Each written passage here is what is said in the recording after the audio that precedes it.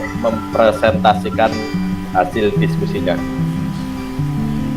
Baik, terima kasih Pak Sunawan atas kesempatannya.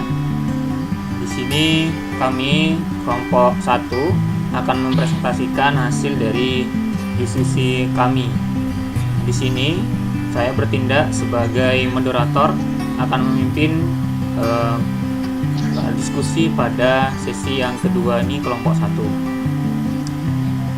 Pertama-tama saya ucapkan salam dulu. Assalamualaikum warahmatullahi wabarakatuh.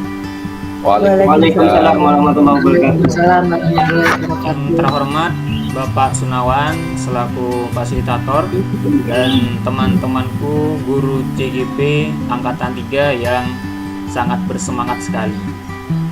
Pertama-tama marilah kita panjatkan puji syukur kehadirat Tuhan Allah Subhanahu wa taala, sebagaimana atas rahmat dan hidayahnya kita dapat berkumpul pada diskusi kali ini dalam keadaan sehat walafiat. Tak lupa salam dan selawat dan salam tetap kita tercurahkan pada junjungan kita Nabi Muhammad SAW, yang telah mengatakan kita dalam keadaan yang jahiliyah ke dalam keadaan yang bisa berdiskusi dalam acara CGP seperti saat. Teman-temanku CGP sekalian, pada presentasi kelompok 2 ini nanti akan dibagi dalam beberapa sesi. Sesi yang pertama yaitu pertanyaan pada kasus pertama. Nah, pada sesi kasus pertanyaan pertama ini diperkenankan satu pertanyaan dan boleh ditanggapi oleh satu tanggapan saja. Kemudian begitu juga di kasus kedua, sama seperti yang kasus pertama.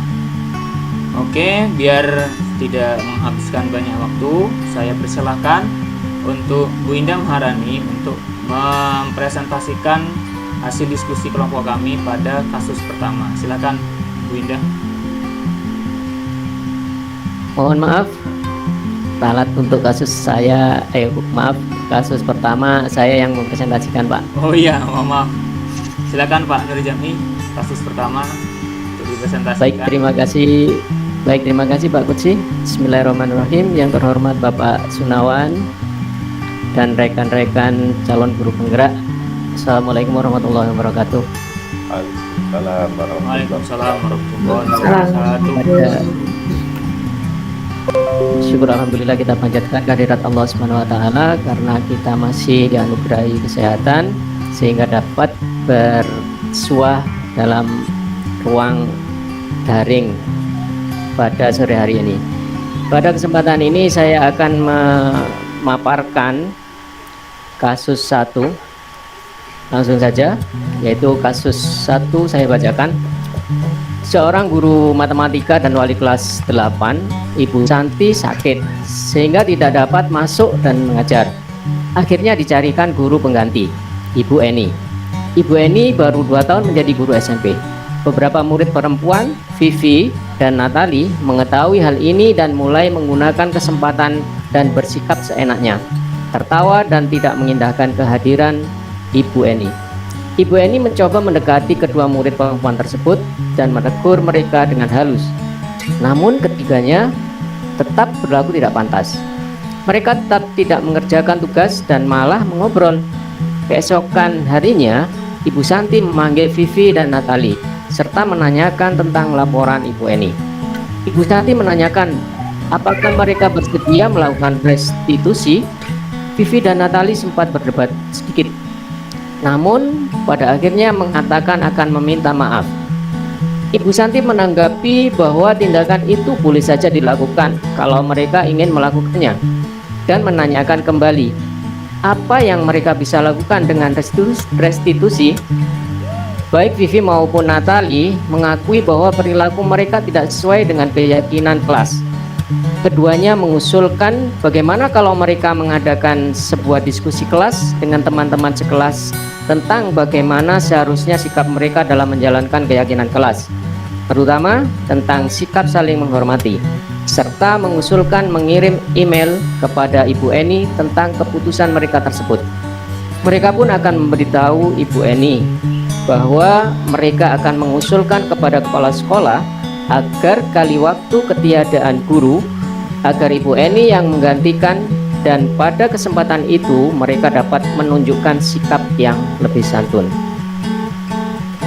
Kemudian pertanyaan yang pertama dalam kasus satu tersebut, yaitu dalam penerapan restitusi kasus di atas, sikap-sikap restitusi apa saja yang sudah dijalankan oleh Ibu Santi? Menurut pendapat kelompok kami, jawabannya yang pertama atau A, restitusi bukan untuk menebus kesalahan, namun untuk belajar dari kesalahan. Sikap ini terlihat dari inisiatif siswa mengadakan diskusi dengan teman sekelas tentang sikap mereka dalam menjalankan keyakinan kelas. Yang B, restitusi untuk memperbaiki hubungan. Hal itu terlihat dari tindakan siswa untuk mengusulkan mengirim email kepada Ibu Eni tentang keputusan mereka tersebut. Yang C, restitusi adalah tawaran, bukan paksaan. Hal itu terlihat dari tindakan Ibu Santi menanyakan apakah mereka bersedia melakukan restitusi. Yang D, restitusi menuntun untuk melihat ke dalam diri. Hal itu terjadi dari tindakan baik Vivi maupun Natali mengakui bahwa perilaku mereka tidak sesuai dengan keyakinan kelas. Yang E, restitusi fokus pada penguatan karakter bukan tindakan.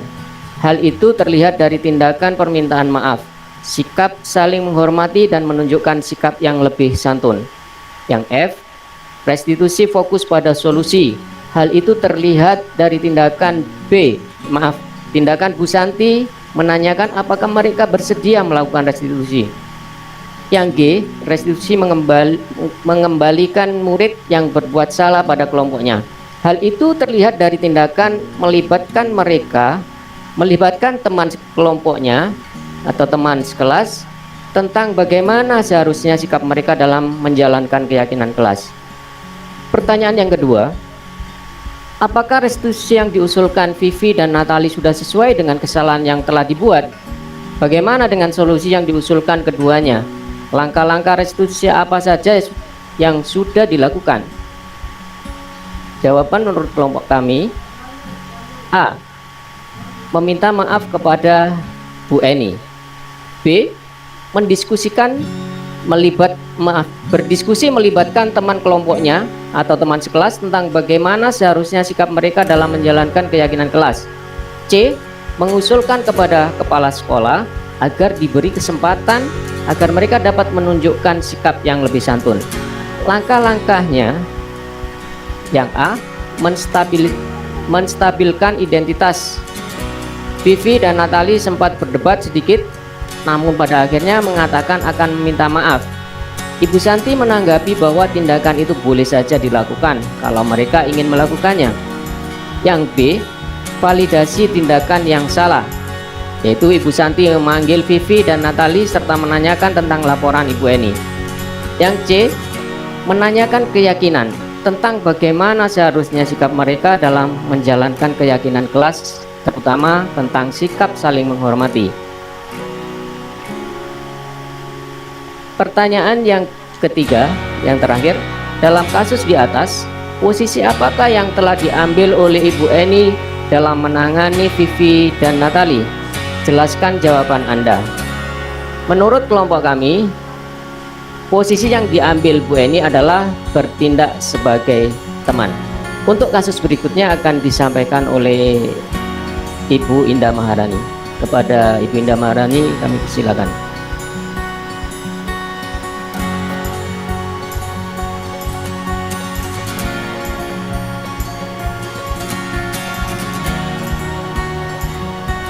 Mohon maaf Pak Nanang ralat.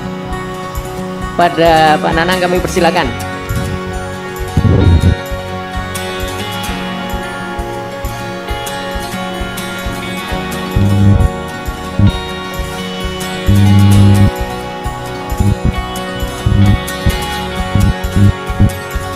Pak Nanang wabarakatuh. Oke, silakan. Waalaikumsalam warahmatullahi wabarakatuh. Bismillahirrahmanirrahim. Alhamdulillahirabbil alamin.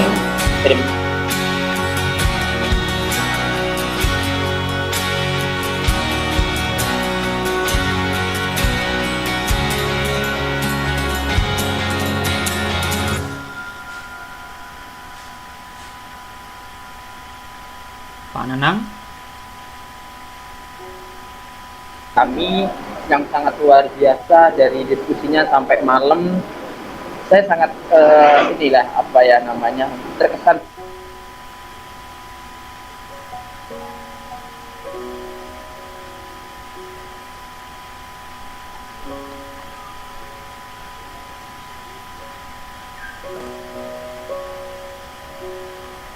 Terburu-buru sampai di sekolah.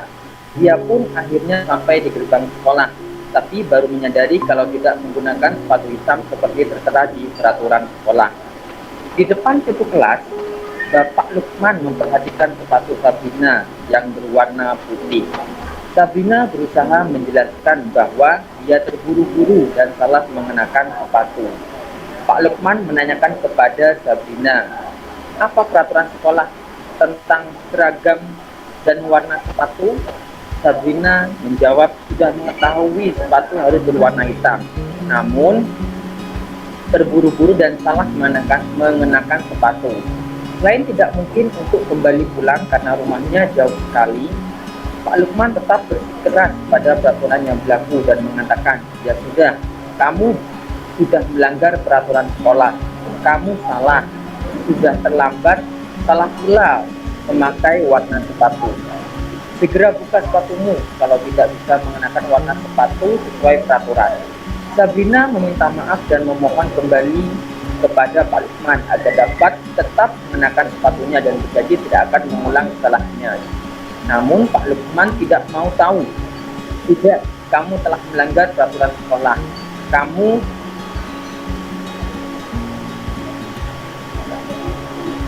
Kalau tidak sanggup ambil sepatu di rumah atau diantarkan sepatu ke sekolah, ya sudah, kamu tidak usah bersepatu. Sabrina pun dengan berat hati mencopot sepatunya dan memberikan kepada Pak Lukman. Seharian dia tidak berani berkeliling sekolah karena malu dan lebih banyak berdiam diri di kelas tanpa alat sepatu. Kita tolong dinaikkan.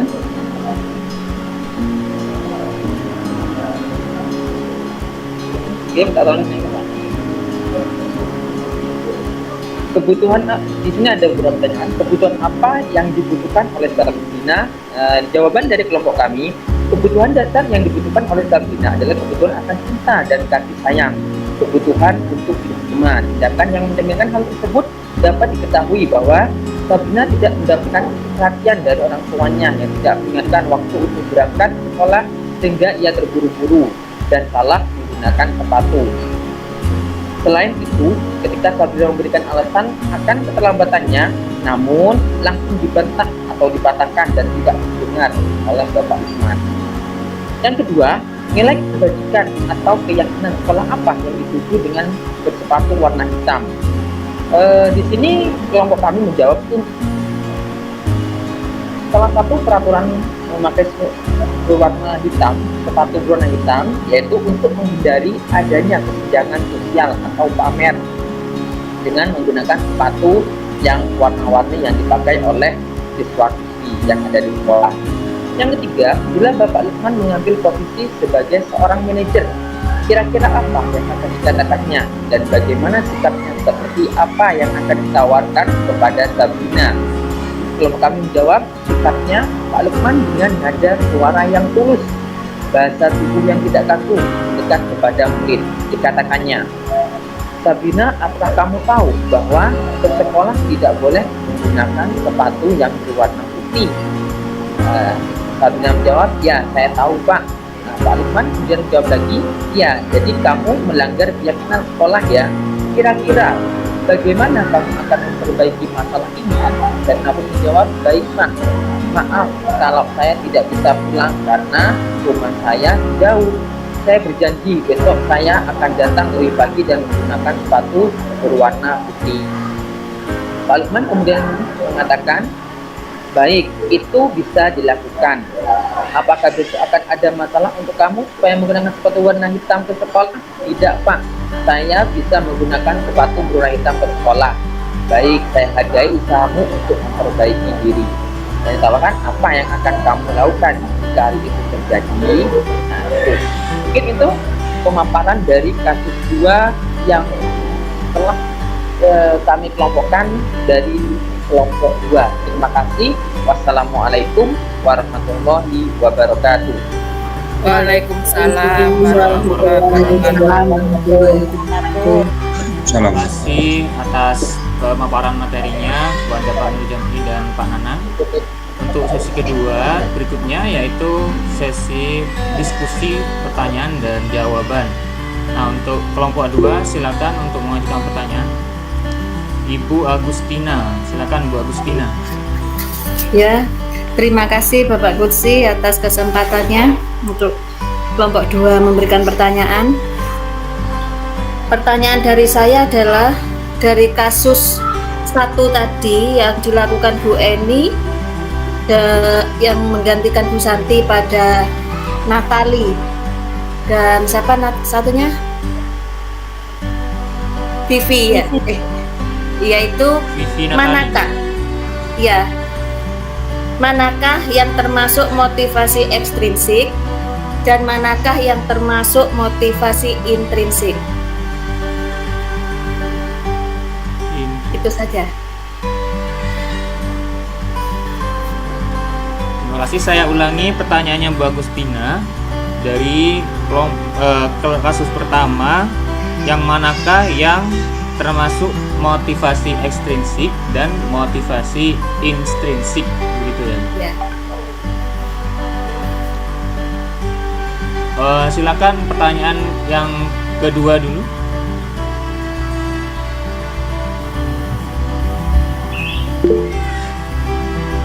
Pak Hendi, silakan Pak Hendi. Terima kasih Bapak Kursi. Untuk kasus yang saya punya pertanyaan untuk kasus yang kedua tentang si Sabrina, ya, tentang kebutuhan dasar cinta dan kasih sayang. Apakah kebutuhan dasar cinta dan kasih sayang ini hanya merujuk kepada orang tua? Karena pada 2.4 yang saya baca di LMS tentang kebutuhan dasar ini, di situ ada contoh siswa yang bernama Doni. Dia mengambil secara paksa makanan teman-temannya. Mungkin teman-teman lain juga sudah baca di 2.4 tentang Doni yang berperilaku mengambil bekal makan siang teman-temannya. Ternyata ada kebutuhan dasar cinta dan kasih sayang, perhatian dari orang tuanya. Jadi merujuk tadi kepada orang tuanya. Begitu juga teman-teman kelompok 1, bahwa Sabrina ini juga membutuhkan cinta dan kasih sayang dari orang tuanya, perhatian karena tidak dibangunkan lebih awal. Nah, jadi pertanyaan saya, apakah kebutuhan cinta dan kasih sayang ini hanya tertuju kepada orang tua? Bagaimanakah dengan guru yang di sekolah? Mungkin itu. Terima kasih. Baik, terima kasih Pak Hendi. Saya ulangi pertanyaannya, apakah siswa itu hanya membutuhkan cinta dan kasih sayang hanya dari orang tua saja, gitu Pak Hendi? Bagaimana peran kita sebagai guru di sekolah? Ya. Silakan teman-teman yang mau menjawab.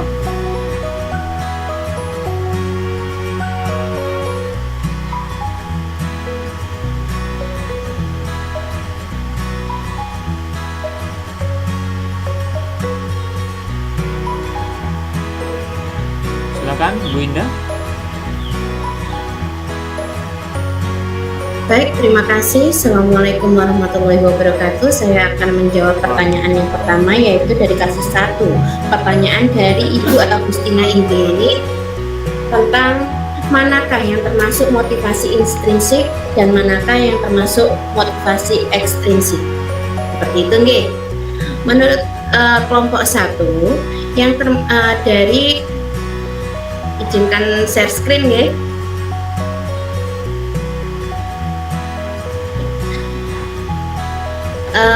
Motivasi intrinsik yang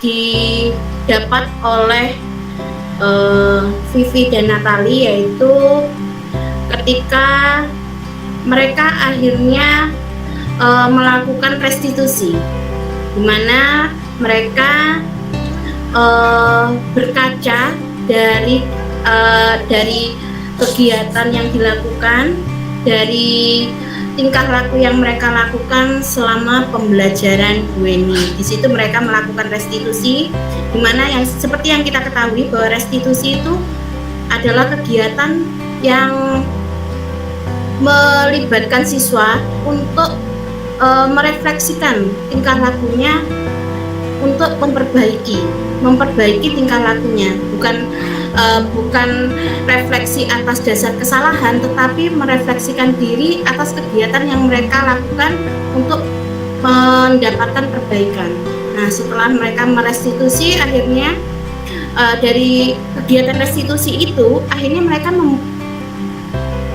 mempunyai motivasi. Oh, ternyata saya harus, ternyata kegiatan perilaku saya selama Bu Eni itu saya tidak baik, belum menunjukkan sikap saling menghormati, seperti itu yang pertama dari intrinsik itu, dari kegiatan restitusi itu. Kalau motivasi dari ekstrinsik ya, motivasi ekstrinsiknya itu dari kegiatan yang dilakukan oleh Bu Santi, di mana Bu Santi menawarkan kepada Vivi dan Natali, bagaimana kalau kalian melakukan refleksi diri seperti itu. Menurut saya seperti itu. Monggo teman-teman kelompok 1 mungkin ada yang mau menambahkan, silahkan. Silakan Bu Agustina, mungkin ada yang tanggapi atas pemaparan jawaban dari Bu Indah tadi. Iya, saya setuju dengan jawaban Bu Indah, jawaban yang bagus. Yang ingin saya tanyakan lagi dari Bu Eni sendiri itu motivasi ekstrinsiknya yang mana ya, Bu Eni, yang menggantikan Bu Santi, dan intrinsiknya yang mana? Tadi kan yang dijawab Bu Indah Bu Santi ya, yang dijawab oleh Bu Indah Bu Santinya ya, Bu Santi. Sekarang yang Bu Eni. Ya, berarti ini dua pertanyaan ya. Baik, bismillah, saya akan mencoba. Bismillahirrahmanirrahim. Untuk Bu Eni sendiri, izinkan saya share screen. Untuk Bu Eni sendiri, dia akan merupakan guru baru. Jadi motivasi instruksiknya, dia melihat muridnya yang ada yang melakukan hal yang tidak baik menurut dia di dalam kelas, dia secara naluriah dia mendekati dan memberitahu dengan halus seperti itu. Jadi karena Bu Eni itu merupakan seorang guru, dia merasa mempunyai kewajiban, motivasi diri, mempunyai kewajiban untuk mengingatkan Vivi dan Natali agar tidak berbuat yang menurut kita tentunya itu adalah hal yang kurang bisa kita terima karena tidak menghormati guru, kan seperti itu. Nah, kalau motivasinya itu merupakan adalah tanggung jawab yang harus dia laksanakan agar tidak dicontoh atau tidak keterusan dilakukan oleh murid-murid yang lain. Menurut saya seperti itu, Bu Agustin. Monggo teman-teman kelompok 1 yang mau menambahkan.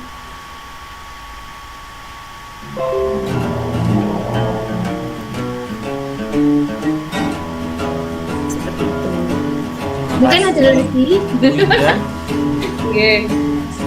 Mungkin teman-teman ada yang mau menambahkan jawaban dari Bu Indah. Bagus sekali sudah jawabannya Bu Indah. Terima kasih Bu Tuti. Gitu ya Bu Agustina ya. Iya, sudah bagus, cukup. Untuk pertanyaan yang kedua, saya ulang lagi pertanyaan yang kedua, mungkin lupa. Mengenai kebutuhan dasar cinta dan kasih sayang. Kebutuhan dasar cinta dan kasih sayang itu hanya diberikan oleh orang tua. Bagaimana peran guru dan siswa yang ada di sekolah? Silakan dari teman-teman yang mau menjawab. Bu Ya, Tutik. saya Pak Putri. Silakan Bu Tutik. Terima kasih. Iya, terima kasih atas kesempatannya. Iya Pak Hendi, itu kan berdasarkan konteks masalahnya ya. Yang Doni itu juga terjadi di sekolah. Dia membuat kekacauannya di sekolah karena ada masalah di rumah, kurang kasih sayang. Terus yang kedua juga konteksnya juga ini sepatunya salah karena memang ada masalah karena orang tuanya itu tidak mengingatkan sehingga dia itu terburu-buru tidak mengingatkan sehingga salah. Jadi kami menyimpulkan itu masalahnya dengan orang tua.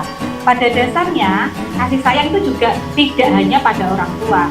Misalnya anak ketika gurunya terlalu berlebihan, tidak ada rasa kasih sayang sekali, menghukum berlebihan, kasar, itu pasti anak itu akan ekspresikannya di rumah.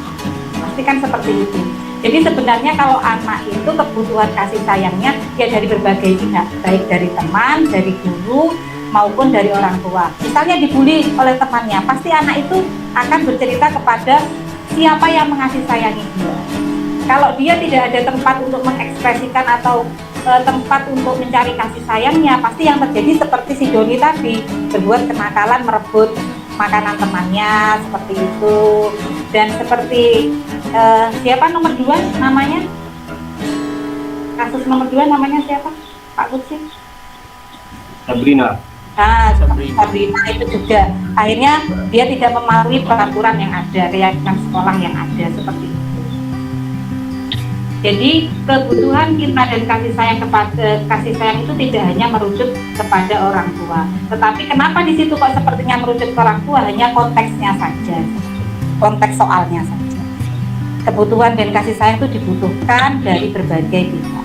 Terima kasih Bu Tuti. Ini ada tambahan dari Bu Ratna. Silakan Bu Ratna. Ya, terima kasih Pak Putri.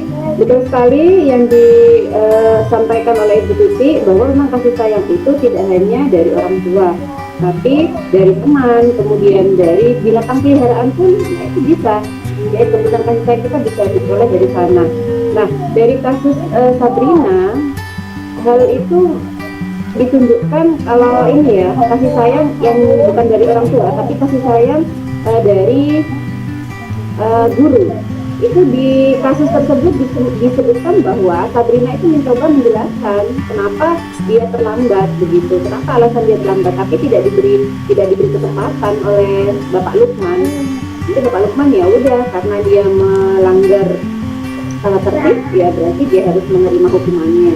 Jadi kasih sayang itu tidak hanya tertuju kepada orang tua, tapi juga tertuju kepada komunitas yang di lingkungan sosial ya, di mana anak tersebut itu berada, teman, guru, kalau di sekolah seperti itu. Terima kasih. Silakan Pak Hendi, mungkin ada tanggapan mengenai jawaban dari kelompok kami. Terima kasih kepada Ibu Tuti dan Ibu Ratna atas jawabannya. Ini suara di mikrofon saya terdengar musik-musik nggak ini? Tetangga keras sekali. Enggak, jelas sudah Pak. Jelas Pak Hendi. Ya. Jelas. Hampir saya mau ke rumah tetangga, tapi saya menempatkan posisi 5 kompor rumah saya Bapak. Jangan tahan Pak, tahan Pak Bro. Kamu nih soalnya. Tapi ya kita menempatkan ini pemanfaatan kontrol. Ditambah 7 kontrol. Kembali kepada terima kasih jawaban Ibu Ratna. Saya sepakat jika anak-anak sudah kurang mendapat perhatian dari orang tua di rumah, dia akan mencari yang lain, terutama kepada kita semenjak mereka dari di sekolah. Pemaparan Ibu Ratna tentang Bapak Lukman itu masuk akal dan saya terima bahwa kita memang memberikan kasih sayang mungkin berupa toleransi yang dilakukan oleh Pak Lukman karena dia sudah benar-benar ketinggalan. Jadi efek kurang kasih sayang dan cinta dari orang tuanya yang mengakibatkan Sabrina berperilaku seperti itu, padahal itu tidak sengaja karena tidak unsur ketidaksengajaan. Tapi menurut saya mungkin akan lebih bijak jika Bapak Lukman memberikan kasih sayang itu di sekolah, seperti yang disampaikan oleh kita. Terus saja, insya Allah sudah finish, nggak ada masalah. Terima kasih Bapak Putri dan Ibu Ratna, Ibu Tuti dan semuanya. Terima kasih pada Pak Hendi. Ternyata jawaban dari kelompok kami sudah memberi kepuasan kepada Pak Hendi. Terima kasih Pak Hendi. Untuk sesi berikutnya adalah sesi penyampaian kesimpulan yang akan dipaparkan oleh notulen kami. Silakan Pak Nur Jam'i. Baik, terima kasih Bapak Butsi atas kesempatannya. Saya akan coba memberi atau menarik kesimpulan dari diskusi hari ini, terutama terkait dengan pertanyaan-pertanyaan yang disampaikan oleh Bu Agustina dan Pak Hendi. Tadi ditanyakan tentang di kasus pertama manakah yang termasuk motivasi intrinsik dan ekstrinsik. Perlu kita garis bawahi di sini bahwa motivasi intrinsik itu adalah yang muncul dari diri sendiri, ya. Jadi kemudian motivasi ekstrinsik itu muncul dari orang lain di sekitar kita. Dimana tadi motivasi intrinsik yang muncul dari diri siswa tersebut diantaranya adalah permintaan maaf, kemudian mau mengirim email. Tuh. Kemudian motivasi ekstrinsik yaitu permintaan restitusi yang disampaikan oleh Bu Santi. Kemudian pertanyaan yang kedua yaitu kebutuhan akan cinta dan kasih sayang hanya mengerucut ke orang lain, ke orang tua, atau tertuju kepada orang tua saja. Ya tidak ya, tadi sudah disampaikan oleh teman-teman kami dari kelompok 1 bahwa kebutuhan akan cinta kasih sayang itu bisa diperoleh dari orang lain termasuk teman untuk memotivasi temannya yang mungkin sedang down, ya bisa juga tadi disampaikan oleh Bu Ratna itu lingkungan sosial. Lingkungan sosial itu justru lebih luas ya, lebih luas dan sangat berpengaruh sekali. Karena ada ungkapan bahwa siapa yang berkawan dengan siapa itu adalah cerminannya. Jadi kalau kita berkawan dengan orang baik, maka cerminan kita juga baik. Seperti insya Allah seperti itu. Saya rasa itu kesimpulannya. Terima kasih. Assalamualaikum warahmatullahi wabarakatuh. Waalaikumsalam warahmatullahi wabarakatuh. Terima kasih kesimpulannya Pak Muhammad Nurjati dari sesi pertanyaan dan materi sebelumnya. Sesi terakhir sebelum kami tutup adalah tanggapan positif dari kelompok 2. Silakan kelompok 2 yang akan memberi tanggapan positif pada pemaparan dari kelompok kami. Saya persilakan. Silakan Pak Hendi. Terima kasih Bapak Nanang. Sebelum ditutup, ini tanggapan positif dari kami. The point of our discussion today is teman-teman bahwa kelompok 1 sangat jelas pemaparannya, pembagian antara kasus 3 dan kasus 4 dibagi secara matang, jawaban-jawaban juga bagus, sesuai tidak ada permasalahan bagi saya pribadi dan juga teman-teman tentang apa yang disampaikan teman-teman kelompok 1 itu sangat bagus. Namun saya harus menyampaikan sesuatu yang masih janggal dalam diri saya. Ini bukan tentang kelompok 1, juga bukan tentang kelompok 2. Ini tentang LMS. Ini tentang LMS ya. Bahwa pada kasus 1 teman-teman itu Natali dan juga Vivi meminta maaf kepada Ibu Eni melalui email. Kenapa bisa melalui email? Itu yang masih dalam pertanyaan saya. Kenapa tidak datang secara langsung untuk meminta maaf kepada Ibu Eni? Itu karakternya bisa lebih dapat. Mungkin nanti LMS ini akan dirubah tesnya nanti. Meminta langsung datang ke Ibu Eni. Itu mungkin seperti itu nantinya. Pandemi Pak. Digadang-gadang karakter yang akan kita bentuk. Tapi mohon maaf melalui email ya. Itulah, nggak tahu lah, semoga ada perbaikan. Mungkin hanya itu Pak Gusti. Terima kasih banyak. Assalamualaikum. Waalaikumsalam warahmatullahi wabarakatuh. Terima kasih Pak Hendi atas tanggapan positifnya terhadap kelompok kami dan LMS ya. Kita mulai gimmick. Sebelum kami tutup pada pertemuan kali ini. Kita ucapkan alhamdulillah bersama-sama. Alhamdulillah. Alhamdulillah. Rabbil alamin. Saya tutup diskusi yang pada hari ini kelompok 1. Assalamualaikum warahmatullahi wabarakatuh. Waalaikumsalam. Warahmatullahi wabarakatuh. Kelompok 1 yang berada.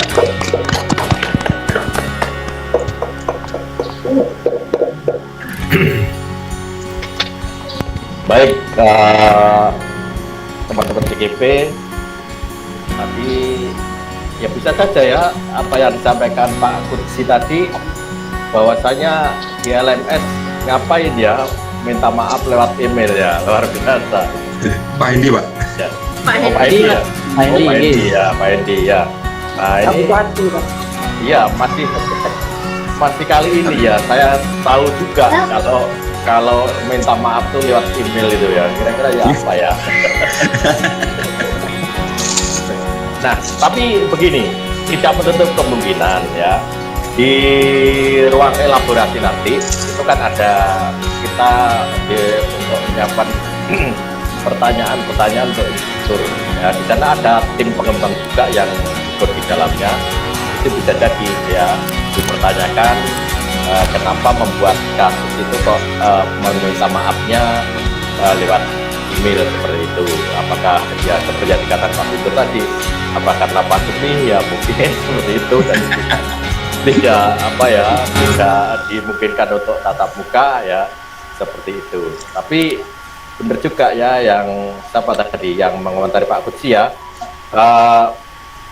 atau Pak Hendi tadi ya, Pak Hendi. Ya, bahwasanya ya memang kita itu kalau meminta maaf itu lebih apa ya, kalau orang timur tuh kalau ya kita ya merendah kepada, karena kita merasa salah ya terhadap orang dan kita harus berhadapan langsung ya, bagaimana ekspresi kita ya, kita sampai nangis-nangis agar supaya yang kita mintai maaf tuh luluh hatinya, kan begitu ya, seperti itu. Nggak tahu, tapi kalau lewat email nangisnya gimana?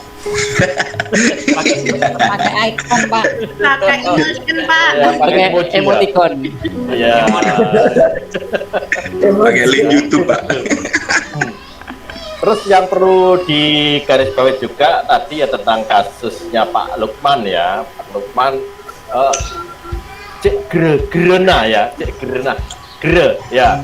aku ya Guru killer, Pak. ya tak bisa fleksibel terhadap Sabrina yang sudah mau minta maaf, tidak akan diulangi, kalau mau pulang ya jauh rumahnya, tapi Pak Lukman bersikukuh, kamu melanggar aturan ya, harus tetap buka sepatunya ya sampai habis pelajaran, nanti buka sepatunya seperti itu. Nah ini hal-hal yang menjadi pembelajaran bagi kita ya, bahwasanya bagaimana kita menempatkan sebagai seorang guru ya terhadap murid ya. Kalau guru yang jelas, guru itu kan sebagai orang tua kedua ya setelah orang tuanya di mereka masing-masing, seperti itu. Baik, saya kira itu beberapa hal yang perlu saya sampaikan. Kemudian